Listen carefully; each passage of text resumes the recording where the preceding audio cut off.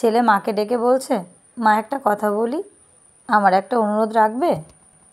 তুই চাইলে আমি কি না করতে পারি বল, তোর সব কথা আমি রাখবো। তোমার বৌমা বলছিল, তোমার তো বয়স হয়েছে, এখন তো তোমার শরীরে একটু বিশ্রাম প্রয়োজন। আর এই বাড়িটা তো খুব একটা ভালো না, ছোট ঝুপড়ি। তোমার কাশিটাও বেড়ে গেছে, আর ডায়াবেটিক্স তো আছেই, হাড়ের সমস্যা আরও কত কি। হ্যাঁ রে, মনে হয় আর বেশি দিন। আহ, থামো তো মা, তোমার সবসময় দেখাশোনার জন্য কাউকে রাখতে হবে। আচ্ছা, আমাকে তাহলে গ্রামের বাড়িতে, না না, ওই বৃদ্ধাশ্রমের স্পেশাল ব্রাঞ্চে ভর্তি করালে কেমন হয়? এটাই বলছিল তোমার বৌমা। ওখানে অনেকে আছে তোমার মতোই, তাদের সাথে গল্প করতে পারবে। আর এ বাড়িতে তো কেউই নেই, আমি ব্যবসায় দৌড়াচ্ছি, তোমার বৌমা অফিসে, আর মিঠু তো সারাদিন স্কুলে। ওখানে তুমি আরামেই থাকবে মা, এটাই আমাদের অনুরোধ ছিল।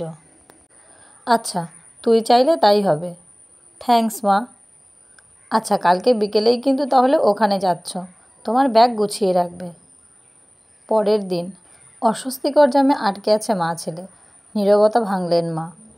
বাবা, ওখানে আমাকে দেখতে যাবি তো? পারলে একটা ফোন কিনে দিস আমাকে। হ্যাঁ হ্যাঁ মা, তুমি ফোন দিয়ে কি করবে? আহা, ওখানে তো ফোন আছে। কিছুক্ষণ পরে একটা 5তলা বাড়ির সামনে এসে গাড়ি থামলো।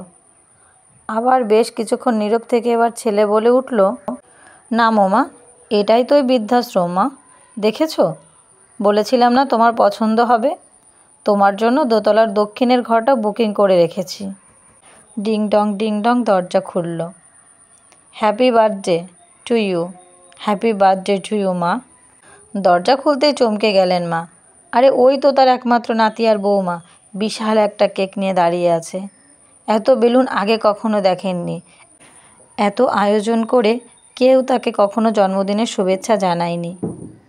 আরে ওই তো তার 2 মেয়ে আর তাদের জামাই দাঁড়িয়ে, ওদেরকে ডেকে এনেছে তার পাগল ছেলেটা। হ্যাপি বার্থডে মা।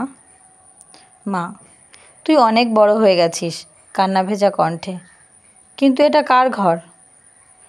বাড়ির ফলকের নাম দেখোনি? বাবার নামে রেখেছি। মা, পুরো বাড়িটাই আমাদের, এবার তুমি আরামে থাকতে পারবে মা। তুই না, এমনি কেউ করে? কান্না ভেজা চোখে জোরে জোরে মাথা নাড়ছেন, আনন্দে কথা বলতে পারছেন না। পার্টি শেষে ঘুমোতে যাবে এমন সময় পেছন থেকে মায়ের ডাক। হাতের ব্যাগটা আতিপাতি খুঁজে একটা কৌটা বের করে ছেলের হাতে ধরিয়ে দিলেন। নে, এটার আর দরকার হবে না, ইঁদুরের বিষ।